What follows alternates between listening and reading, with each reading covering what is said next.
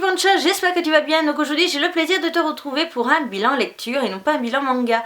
Donc pour ceux qui ne connaissent pas encore la différence, et la différence est écrite en barre d'infos tout simplement, ne me mettez pas en commentaire oui c'est quoi la différence parce que c'est écrit. Donc j'ai le plaisir de te retrouver pour un bilan lecture pour te parler de la série Coco Debout. Donc là je vais te parler des 4 premiers tomes de Coco Debout. Donc nous sommes sur un manga des éditions Panini dans le genre shoujo. L'œuvre date de 2004 au Japon et de 2008 en France, septembre 2008 pour le tome 1 et mars 2009 pour le volume 4 qui est ici. Donc voilà, nous sommes dans le genre comédie et romance et l'œuvre est âge conseillé aux 12 ans et plus. Alors, je tiens à insister sur cette série en te disant que la série a été stoppée au niveau commercialisation en décembre 2016. Voilà, en décembre 2016, Panini nous a annoncé le fait qu'ils allaient stopper la commercialisation de cette série. Et heureusement que j'ai mon ami Sayu Otaku, donc si tu passes par là ma chérie, merci beaucoup de m'avoir rappelé cette info, parce que j'avais complètement zappé que la maison d'édition avait stoppé la série, et j'avais les tomes 1 à 4, puis le tome 8 sur la série. Donc voilà, donc la série par contre, je tiens à préciser, étant 13 tomes voire 15 tomes selon la vision des choses. Officiellement la série s'est terminée en 13 tomes, puis en fait l'auteur a décidé d'écrire 2 volumes bonus. On n'a pas le volume 15 en France, il faut le savoir, donc on s'est arrêté en France au tome 14. Et voilà, ils avaient annoncé qu'ils allaient nous le sortir, mais ils n'ont jamais sorti le tome 15, donc voilà.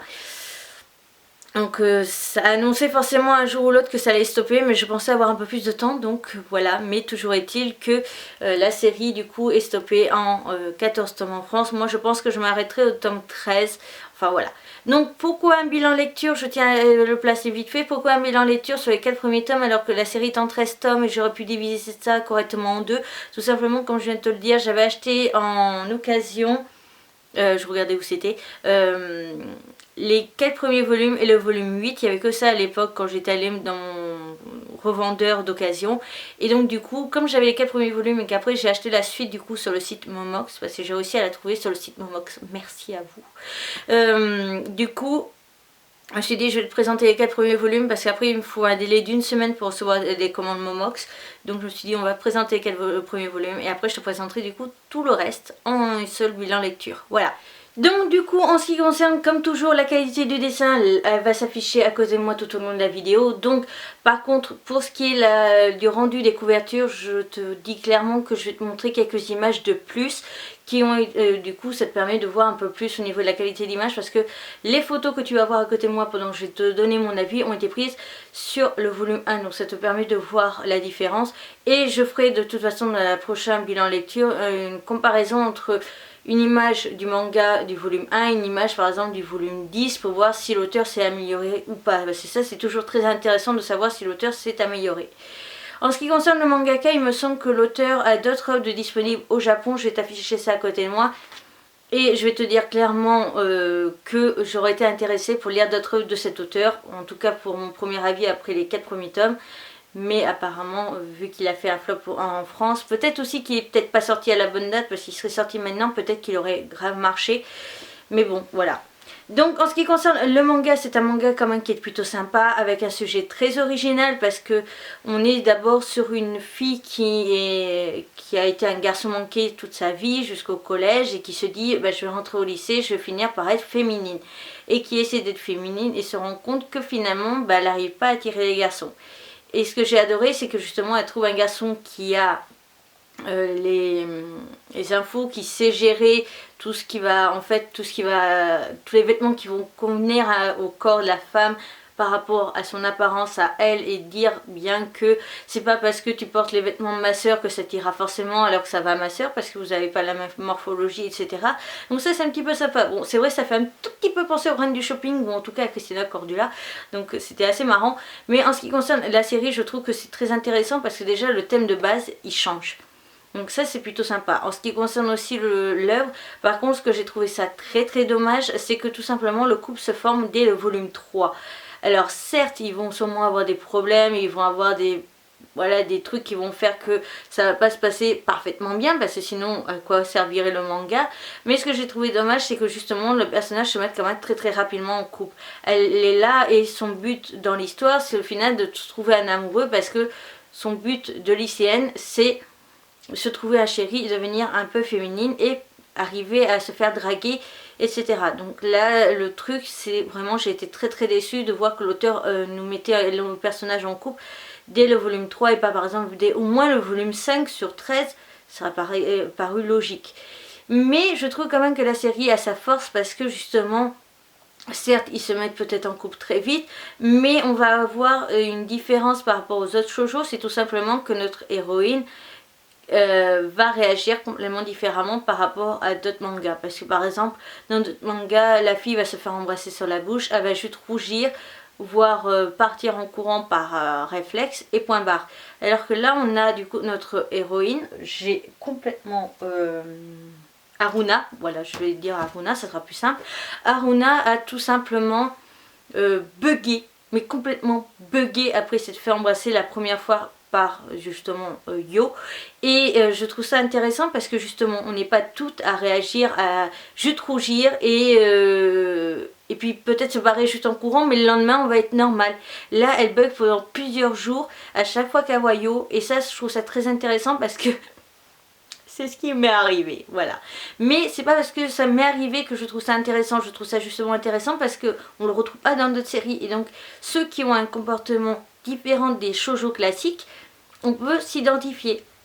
Pareil, je trouve que c'est intéressant parce que toutes les filles ne sont pas très féminines ou n'ont pas tout de suite l'apparence parfaite pour attirer les garçons. Je trouve ça intéressant justement qu'on montre bien que c'est une question de morphologie et qu'on ne peut pas prendre tout ce qu'on veut. Et aussi le fait...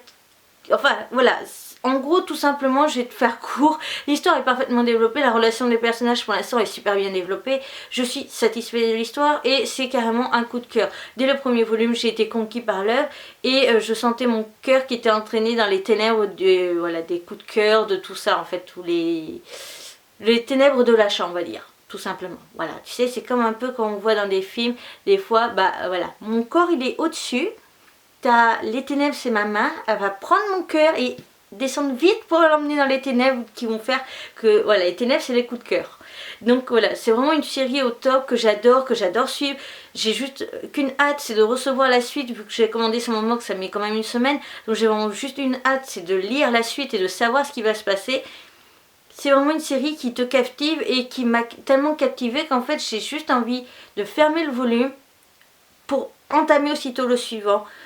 Peu importe que d'habitude c'est pas dans mes horaires ou etc, je serais capable de passer toute une journée à lire la série pour savoir la fin. Tellement que j'aime, et ça c'est très rare parce que je respecte vraiment mes horaires et voilà, j'ai une vie très rythmée et très calée au niveau des horaires, je ne supporte pas être en retard et là je serai en retard, je passerai toute la journée à faire ça et pas faire le montage vidéo, pas filmer vidéo que voilà. Donc du coup on va passer avec mon avis sur les couvertures et j'ai vraiment eu un gros kiff sur les couvertures parce que c'est très coloré et ça attire vraiment le regard. Voilà, quand c'est dans une étagère c'est comme ça, donc ça attire vraiment le regard. Les couvertures sont très jolies, à chaque fois il y a des rappels un peu partout, donc je trouve ça juste trop beau. Et le choix des images aussi est au top. Par contre il y a encore les étiquettes d'occasion, donc désolée. Donc voilà pour la jaquette 1. Donc après par contre ce que j'ai trouvé ça dommage, c'est que tu pourrais limite te croire qu'ils vont se mettre en couple dès le premier volume et absolument pas. Donc voilà, et elle se rend même pas compte de ses sentiments, voilà, ils se mettent pas du tout ensemble dès le premier volume. Donc cette couverture est un peu à s'y méprendre, donc je trouve ça un peu dommage. Pour ce qui est l'arrière, voilà, ils sont à chaque fois comme ça. Donc je te montre le volume 4 pour que tu vois. Ça j'aime bien, ça fait une nouvelle image, ça fait, voilà, en plus c'est très dégagé, c'est très simple. Certes c'est un peu trop basique pour certains, mais moi j'aime bien. En plus il y a un petit dégradé du foncé au clair que j'apprécie aussi.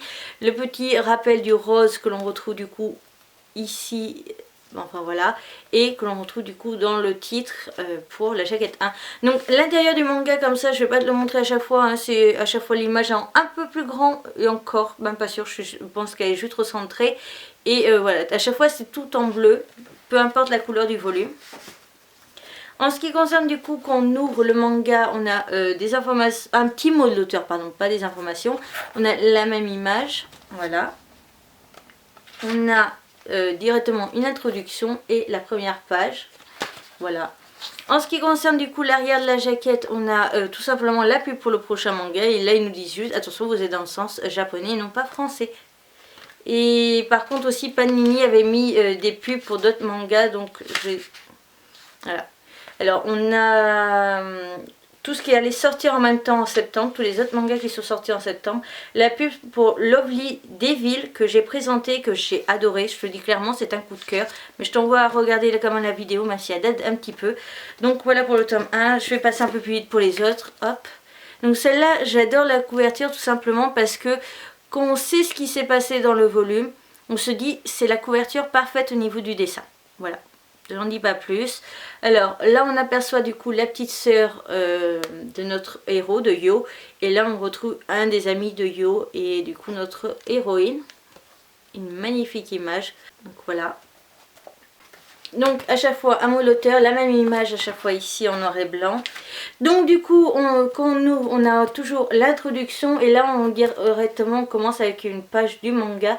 Donc je te laisse voir vite fait la qualité du dessin, comme ça te permet de voir encore plus d'images parce que moi toutes mes photos datent quasiment du volume 1, donc voilà, de tout à l'heure.